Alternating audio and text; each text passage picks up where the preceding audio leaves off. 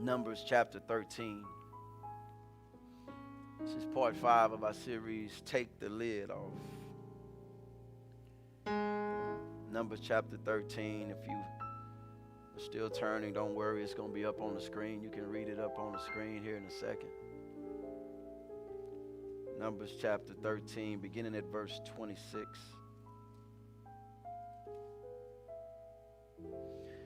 And it reads, they came back to Moses and Aaron and the whole Israelite community at Kadesh in the desert of Paran. There they reported to them and to the whole assembly and showed them the fruit of the land. They gave Moses this account. They said, we went into the land to which you sent us, and it does flow with milk and honey. Here is its fruit. But the people who live there are powerful, and the cities are fortified and very large. We even saw descendants of Anak there. The Amalekites live in the Negev. The Hittites, the Jebusites, the Amorites, the Fifth Wardites, the Houstonites, all of the ites are there.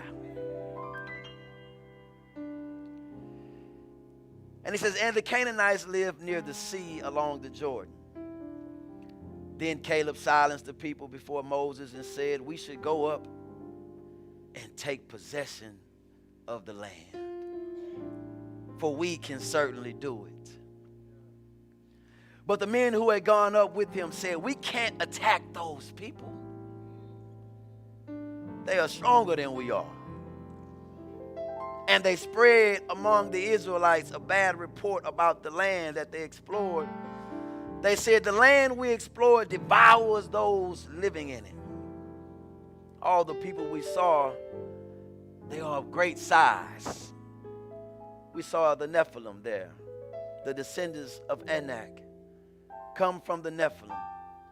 We seem like grasshoppers in our own eyes, and we look the same to them.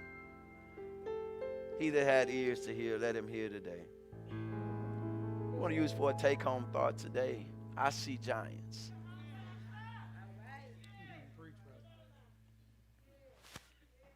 I see giants.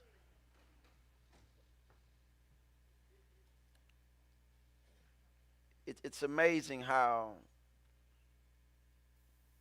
you can be able to see something with someone else, but yet you're able to get something totally different. There were some bricklayers that were working, and one of the supervisors came by and he walked up to one of the bricklayers and he asked him, he says, what are you doing? And he said, I'm laying brick. He went to one of the other bricklayers and he walked up to him and he says, what are you doing?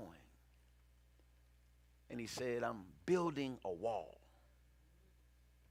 And then he went to the third bricklayer and he asked him the same exact question. He says, what are you doing? And he said, I'm building a cathedral. And it's there that we see that perspective lies in the eyes of the beholder. Most of us today, we see our problems, and when we see our issues, and when we see our circumstances, and when we see our finances, and when we see our marriage, and when we see our relationships, most of us look at it and we see giants. And because we see these giants, we find ourselves acting accordingly. We become afraid. We become fearful because we see these giants and they are bigger than us. But as we look here at the text, I want to bring you up to speed here on the text. The Israelites have just been delivered out of Egypt. They have made their way down toward the Red Sea. They had been trapped at the Red Sea. God delivered them from the hands of the Egyptians. They crossed over the Red Sea onto dry ground. They go into Mount Sinai, and there they see God on the mountain of Mount Sinai. He gives them the law. After this, they journey up to the almost the southern coast of the promised land, and they're right there at the promised land. They're right there at the promised land. They get there and they get to Cadets Barnea, and there they are at Cadets Barnea, and they start mumbling and groaning, and Moses says, I tell you what we're going to do. We're going to go to God, and God said, here's what I want you to do, Moses. I want you to send out 12 spies to go spy out the land. I want y'all to go spy out the land. You got to understand, I'm going to say this again. There they were right there.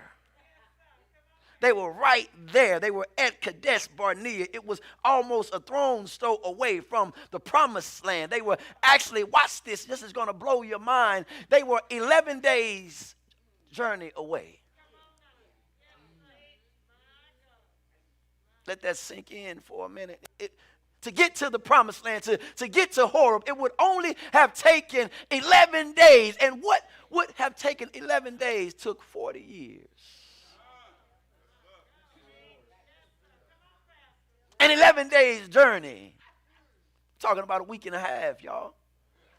Took 40 years for them to finally get what God had promised to them. But there they were right there. At the precipice of the promise. They could see it. Could almost touch it. There they were at the precipice. And I think about this song Marvin Sapp says, and it's called Close. He said, I must be close.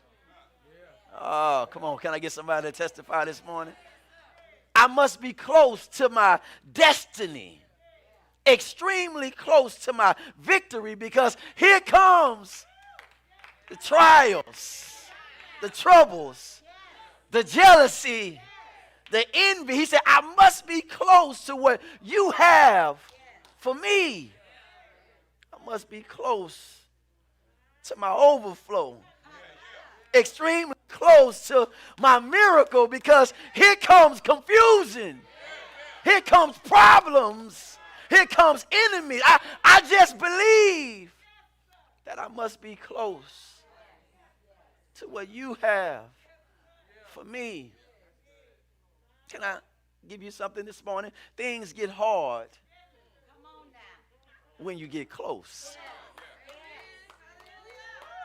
I'm going to talk to somebody this morning. God has a word for you this morning. He's telling you that things get harder the closer you get.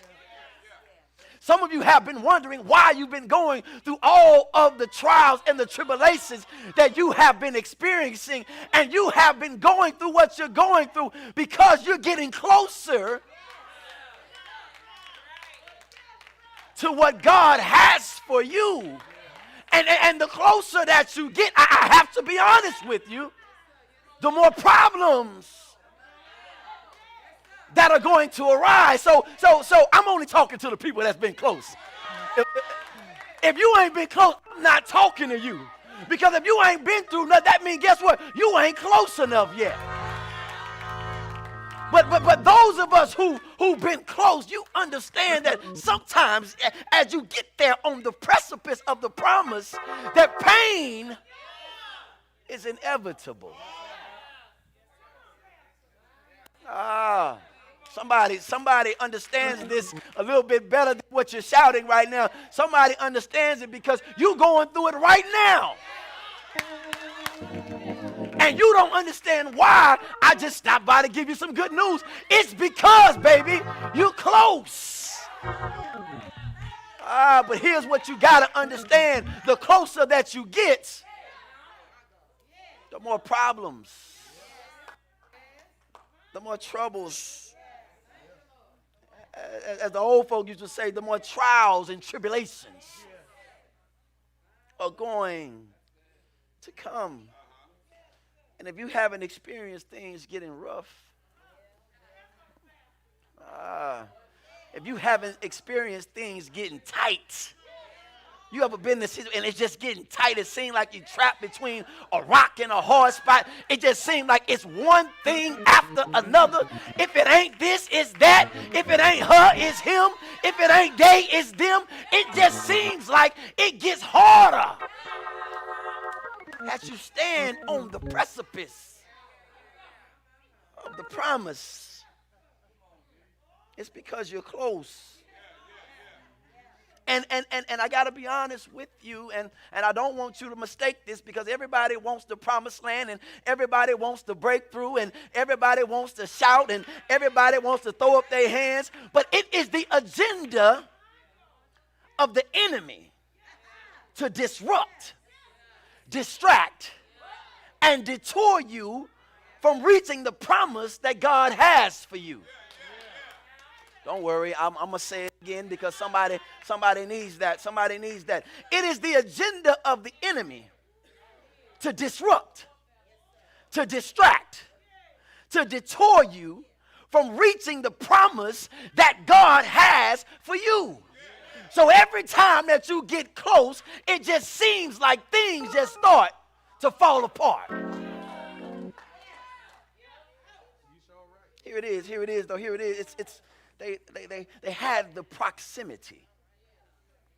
They were at Cadets Barnea. They had the proximity, but this was the crossroads. This was the turning point in the Israel history, because based on what they heard would determine whether they would enter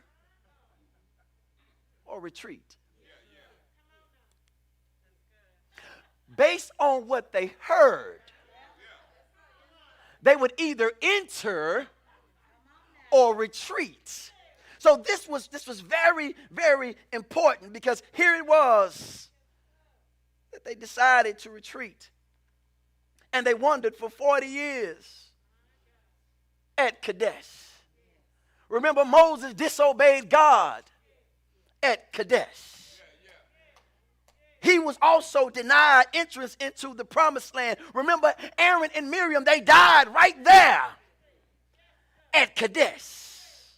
So my question is, this is to you, where are we now?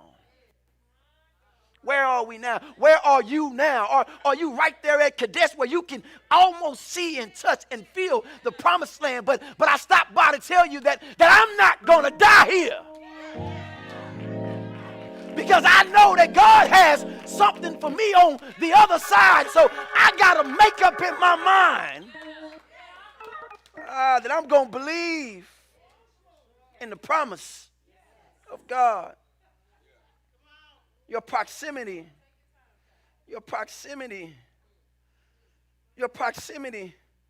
to your promise has nothing to do with your physical location, but everything to do with the condition of your heart.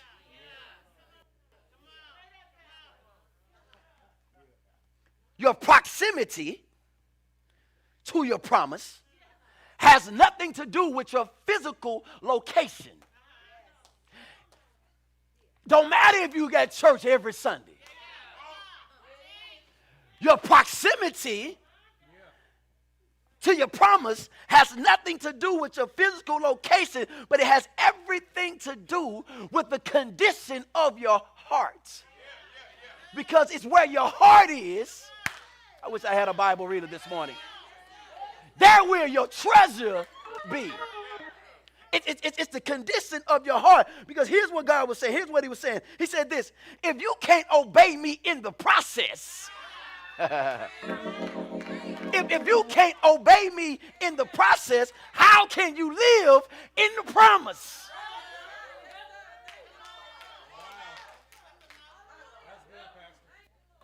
But we want the promise, but God is saying, how can you want the promise? You don't know how to live in the promise because you can't be obedient in the process. It's something about the process. It's something about the process. It's something about the process that teaches you how to live in the promise. Oh, I wish I had somebody here this morning. If you can't be disciplined in the pain,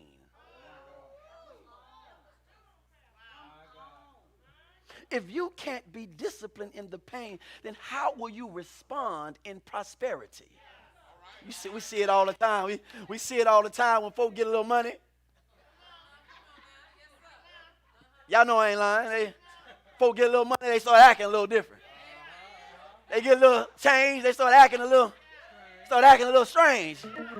You know, they don't look like they used to. They don't talk like they used to. They forget where they come from.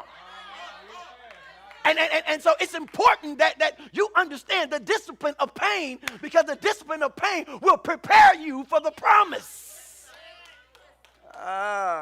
So here we go. You have to understand, watch this, understand your journey in pain is necessary for the preparation of the promise. Are y'all getting this?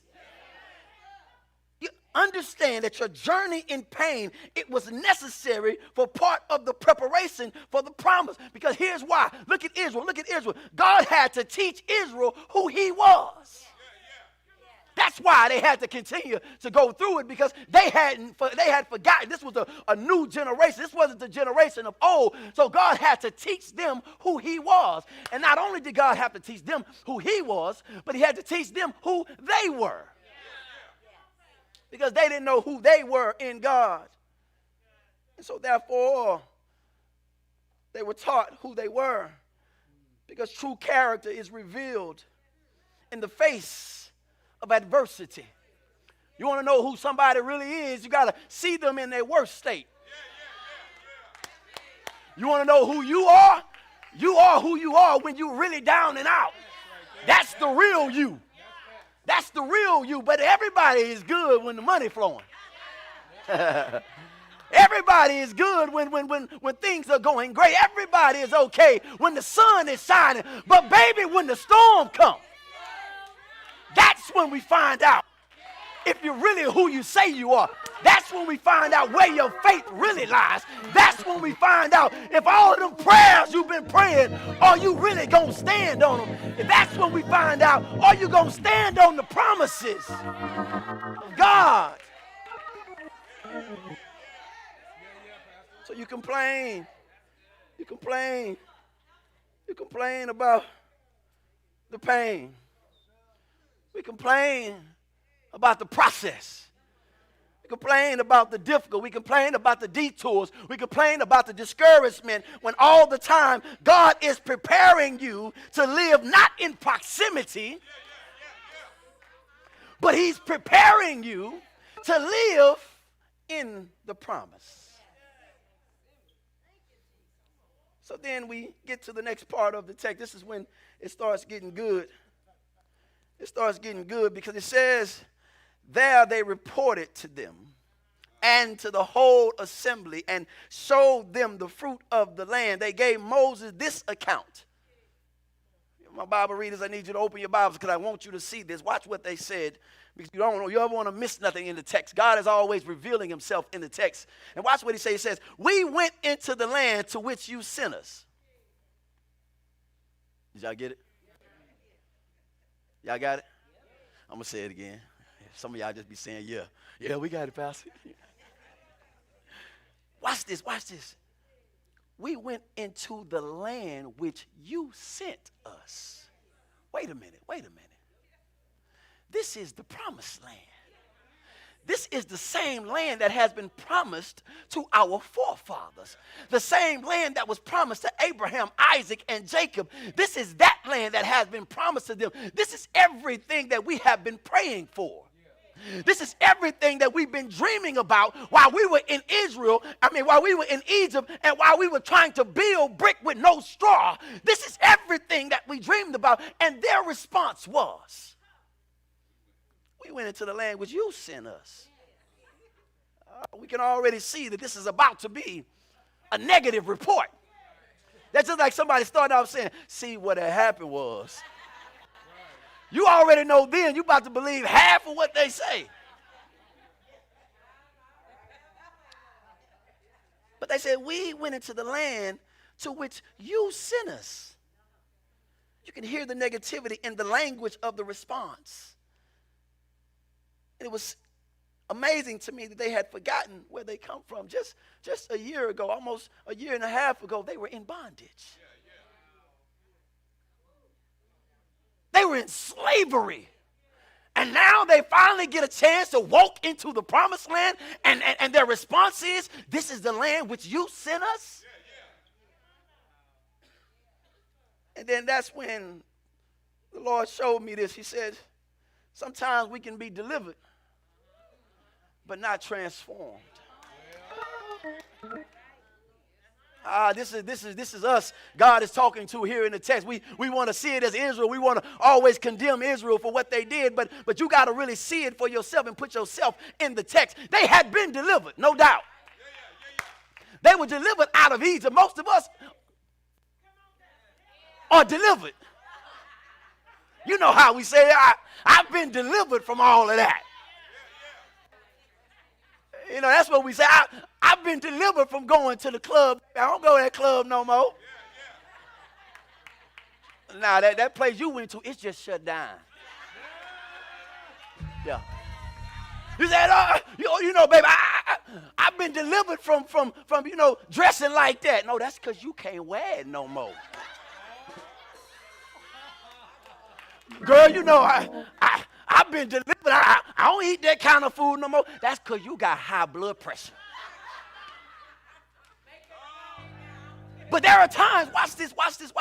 We are delivered, but yet we're not transformed. That means God has brought us out of where we were, but yet it's still our hearts is still not transformed. And that's where Israel was. Israel had been brought physically out of Egypt, but their hearts were still. God has brought you out, but your hearts is still back where you were. God has gotten you out of it, but there your mind is still trapped in slavery. And so therefore you think like a slave and you're free. That's what was going on, and you may not be there physically, but you're there mentally. But you're there mentally because watch what they said. Watch what they said. They says, it's exactly what you said it was. They said the milk and the honey is flowing. Now, let me correct some Sunday school teaching here. They didn't really mean milk and honey. Y'all did know that, right? Some of y'all like, yeah, Pastor, we thought there was no rivers of milk just flowing down the street. It was a colloquialism that they used to show this is the abundance of what God is doing. It's a land that's full of abundance. And they said, guess what? It is exactly the way that you said it was. But yet and still, they came back with a negative report. And so here's what I want you to get, that sometimes you have to ignore the majority report.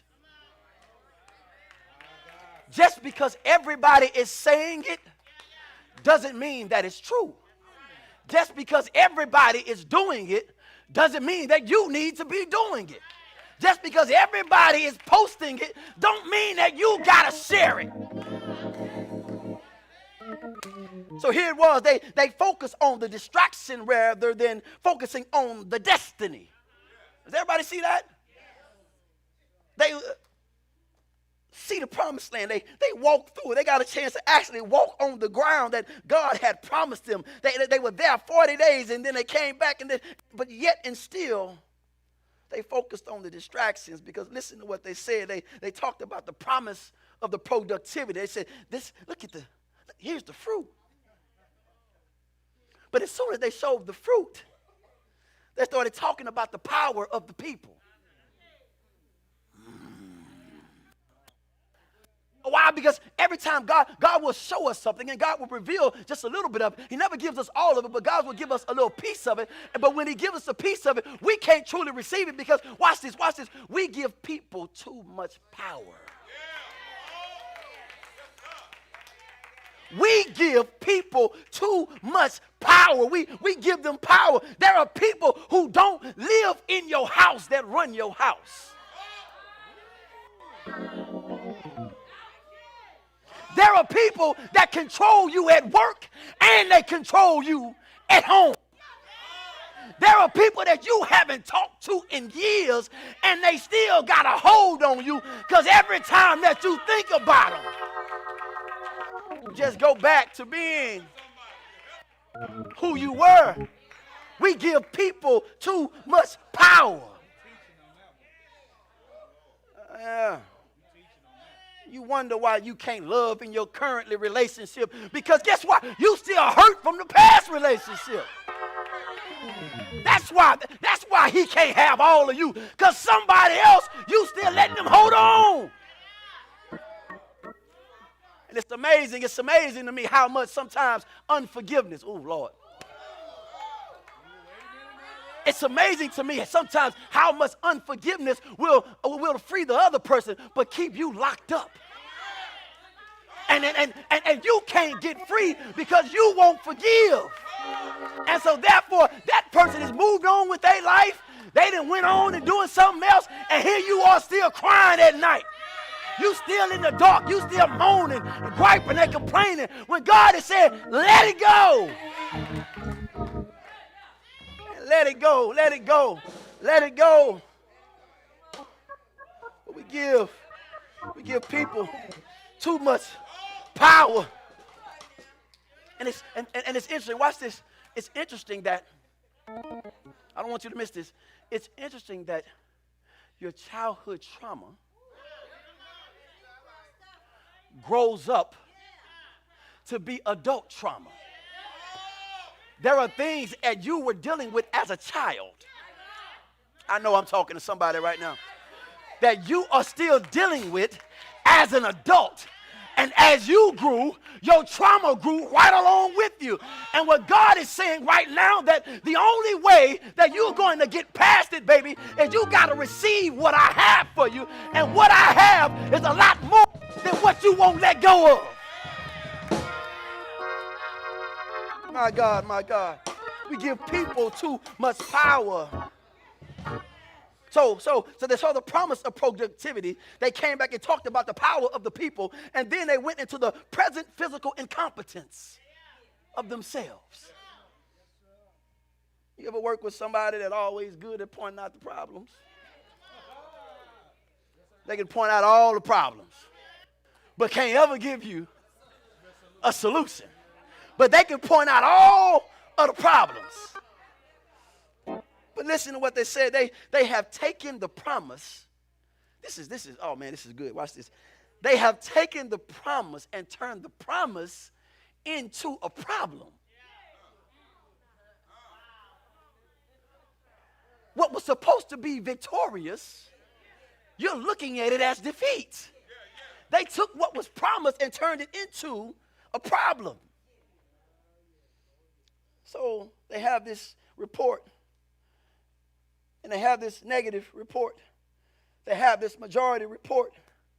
And now it's up to the people to truly believe. And what are they going to believe? But I want you to see it in this manner, that sometimes when we're at the precipice of the promise, it's hard for us to move forward because some of us take up residence where we are, so we can never move forward to where we're going. We take up residence where we are. And so we can never move to where we're supposed to be going because we've gotten comfortable living right where we are. And it's amazing to me that what happens?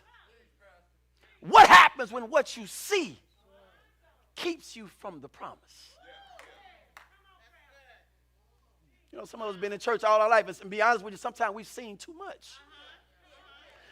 And so the question comes, what happens when what you see keeps you from the promise? What should give you hope has now torn you down to think negatively. So here's what I want you to do today. You got to tell yourself this: I don't belong to where I am. but I belong to where I'm going. Somebody needs to hear that today. Somebody needs to hear it. I don't belong to where I am right now, but I belong to where I'm going. And if you belong to where you're going, guess what? Sometimes you got to tell me, you got to talk to me different. You got to respect me different because I'm not what you think I am. You just understand my resume, and my resume only talks about where I've been. Yeah, that's what Preston Morrison said. Preston Morrison said it like this. He said, my resume can only tell you where I've been, but it does not determine where I'm going. So here's what I want you to say. Stop the grumbling. Stop the complaining. Stop giving people power. And then they said, it's not just about that. It's not just about that. It's not just about that. We see giants. That's what they said. We see giants. But then I love this part. This is where it gets good. Look at verse 30. This is where it gets good. And I'm almost done here. This is it. This is it. Verse 30 says, then Caleb silenced the people.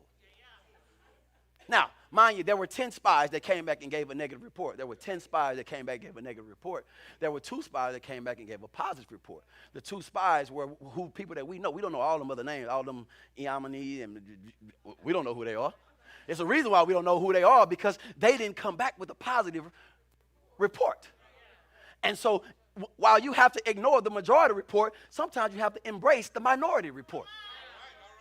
Because there were 2 people that came back and gave a positive report. But watch this. It wasn't Joshua. Joshua was there, and Joshua agreed with everything that Caleb said. But Joshua, being the warrior that he was, I thought it would be Joshua that would actually speak up and say something. But it was Caleb. It was Caleb, because Caleb understood that this is my moment. This is my moment, because I've seen too much. I saw what everybody else saw, and I won't sit here and be quiet. And so watch, you got to understand, it's 600,000 people that are there, and they're all gathered around. And there's Moses, and here are the spies, and they've given their report, and all of a sudden Caleb silenced. He silenced everybody. He silenced them. Sometimes you got to tell people, just shut up. I know y'all thought it was going to be a real deep word right there. Sometimes you just got to say, shut up. That ain't what God has given me. Shut up. God has given me so much more than what you're talking about right now. Shut up. I am not going to fail. I am not going to be succumbed to your pressure. Shut up, because I know who my Savior is. I know who my Redeemer is. Shut up. I got something to say. I got something to say. I know what I saw. I know what I saw. I know what I saw. And the Bible describes Caleb like this. In chapter 14, it says Caleb had a different spirit. Caleb had a different spirit. It says he followed God wholeheartedly. Caleb had a different spirit. There was something different about him. Caleb said, I'm built different. Yeah, I'm not built like y'all. You know, I remember when I was growing up, it was a dude, we was about the same size, same height, everything, but we weren't the same. You know why? Because I felt like I'm built different. Ain't nobody built like me, because everybody don't have what I got on the inside of me. So when I go through it, I look different. When I'm on top, I look different. When I'm at the bottom, I look different. You know why? Because I'm built different. There ain't nothing that you got. There ain't nothing you can throw at me. There ain't nothing that you can try to hit me with that's going to move me. You know why? Because I'm built different. You got to tell yourself, baby, I'm built different. God did something on the inside of me that he didn't do to everybody else. I'm built different. You got to stand on that. You got to stand on it. Caleb, he had a different spirit. I'm built different. You see fear, but I see faith. You see defeat. I see victory. You see discouragement. I see destiny. You see giants. I see my next victim. You see trouble, and I see triumph. I'm trying to tell you today, baby, I'm just built different. Because there is something on the inside of me. My Bible says that greater is he that's on the inside of me than he that is in the world. What I'm trying to tell you today, that baby, you can rip open my heart because I'm built different. I gotta go. I gotta go. I gotta go. I gotta go. I gotta give you this. Watch this. I can't. Here we go. Listen, I'm built different. Because watch this. I talk like Job when he say, yet though they slay me, still will I trust in him. If I perish, then I perish. It don't matter, King, because I know he's going to deliver me out. But if he doesn't, I'm still not going to bow down because I'm built different. And then watch this. I'm trying to leave it alone. Y'all, I'm trying to go home. Listen.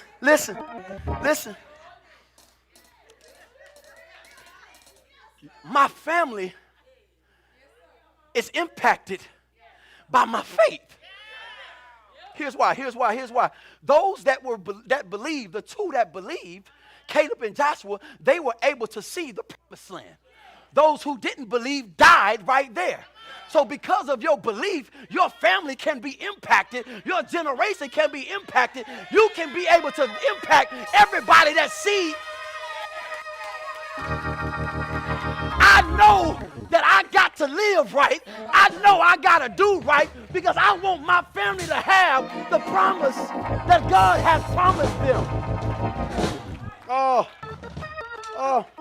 So what you see, it's not the same as what I see. Because I'm built different. You know, we can look at the same thing, but I see something totally different. Because watch this. This is it. This would have blew my mind right here. This would have blew my mind. It says in the text that they showed them the fruit. They showed them the fruit. They say, here it is. Here's the fruit. I don't know about you. I go to HEB all the time. I've seen a cluster of grapes. I know what a cluster of grapes look like. I know how much a cluster of grapes costs. But it says they had to cut off the cluster of grapes and they put it on a pole. And it took 2 men to carry the cluster of grapes. So here's what I stand on right now. I'm going to believe, baby, because I've seen the grapes. I don't know about you, but if I would have seen the grapes, there would have been nothing that would have stopped me from telling somebody, we got to go take this land. Because when God shows you something, what he's telling you is what I have for you is bigger. There's going to be big giants, but what I have for you is bigger. It's exceedingly, abundantly, above all that you can even ask or think. And I don't know about you today. I seen the grapes, baby. And so I'm going to stand on the fact that the evidence was already presented. Woo, I seen the grapes. I seen the grapes. I seen the grapes. And if y'all don't want me to say nothing, then you should have never let me see the grapes. Oh, you should have never let me see the grapes, because now that I got a different spirit about me. As I run on to my close, Caleb said, we got to go up. That means what he's saying is we got to go right now. I understand what y'all saying. I heard what you're saying. We got to go right now. Because it's our time. We got to go up. And then watch what he said. We got to go take it. They ain't going to give it to us. Because guess what? Any promise that's worth having, somebody got to be able to sacrifice for it. And you got to sacrifice the right now for what your tomorrow is. And so sometimes I got to fight for what I want. Woo! I got to fight for my marriage. I got to fight for my kids. I got to fight for my peace. I got to fight for my Savior. I got to fight for it. So we got to go up there, and it's time for us to take. We got to take what belongs to us. They just in there visiting right now. They foreigners, but we got to take it because it belongs to us. But here we go. Here we go. Last thing. I got to finish it. After Caleb says this, the men who had gone up with him said, we can't attack these people. They're stronger than we are. They spread all over Israel the bad report, and they said, the land we explored devours the living in it. All the people we saw a great sight. Hold on, time out. They just said it was the Jebusites, the Hittites, the Amorites, the Canaanites, and then they said there was Anak, who were taller. They were about 7 to 9 feet tall. But now, watch, the story has changed. Now everybody big. Because that's what happens when fear sets in your heart. Even the things that were once small now are bigger than everything else. So the story changed at first. First, it was only one group of people that were giants, and now everybody is giants. Now everybody look giant. Everybody bigger than us. But I need you to see something. Watch this. Watch this. It says, we saw their great size. We saw the Nephilim, the descendants of Anak that came from the Nephilim. We seemed like grasshoppers in our own eyes. And we looked the same to them. Who told them that they looked like grasshoppers? Who told them? Did they take a poll? Went around to all the giants and said, what do you think about us? They said, we seem like grasshoppers in our own eyes. They started putting the perception of what they thought other people.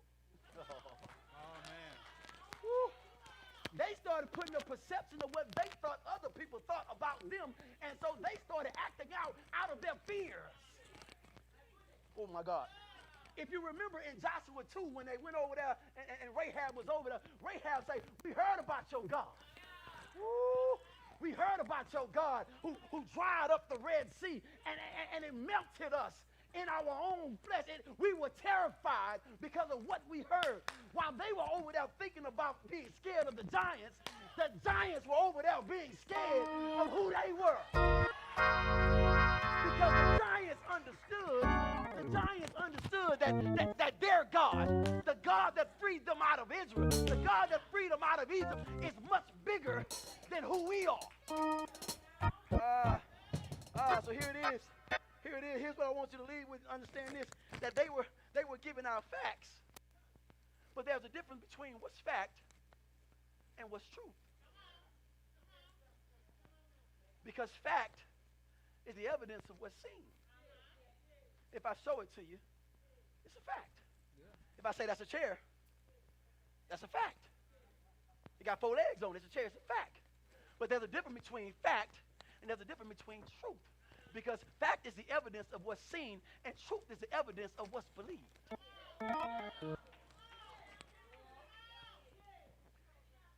They believed in the facts when Caleb and Joshua believed in the truth. Because here's what I want you to know, that if you believe in the truth, my Bible says this: if you know the truth, then the truth shall set you free. I want somebody in here that's not afraid, that somebody in here that knows that I believe in the truth. And I don't know about you, but I know who the truth is. Woo! He said, I am the way. I am the truth. I am the life. See, I don't believe that, I don't look at the cross as being a fact. I look at the cross as being the truth. See, I wasn't there to see it for myself. But what I do know is I have truth. And the truth is that he died on Friday. He died on Friday, he stayed in the grave all day Saturday. He stayed in the grave all night Saturday night. And early on Sunday morning, the truth is, he got up from the grave with all power in his hands. That's the truth, the whole truth, and nothing but the truth. So I don't need nobody else to tell me who my God is. I know there ain't nobody like Jesus. Watch this. Wasn't nobody born like Jesus. Didn't nobody live like Jesus. Didn't nobody die like Jesus. And didn't nobody get up like Jesus. Because he is the truth, the whole truth, and nothing but the truth. Oh, he that is today, let him hear today. I know y'all ready to go home. He that is today, let him hear today. My promise is waiting on me. Yeah, my promise is waiting on me. It ain't a devil in hell that's gonna stop me from getting to where God is taking me. So guess what? I'm gonna walk in my promise. Yeah, I'm gonna live in my promise. I'm gonna stand on my promise. And I don't care who comes, ain't nobody gonna shake me. I'm not worried about the majority, because I know who I am. Baby, I seen the grape. And the grapes tell me that there's milk and honey flowing over there. And I want to get to the other side. I got to see my Savior face to face. I don't know about you, but I want to see my Savior face to face. I want him to say, well done, well done, well done, well done, thy good and faithful servant. You've been faithful over a little bit, but come on up a little bit higher, and I'll make you rulers over much. That's why Caleb said, y'all got to shut up. Hear what I got to say. I saw him bring us out of Egypt. I saw it when we was at the mountain of Sinai. I saw it when he delivered us. And I know the same God that delivered me is the same God that's going to bring me through. The same God that I'm going to believe in then is the same God I'm going to believe in. Right now, y'all get this mic away from me.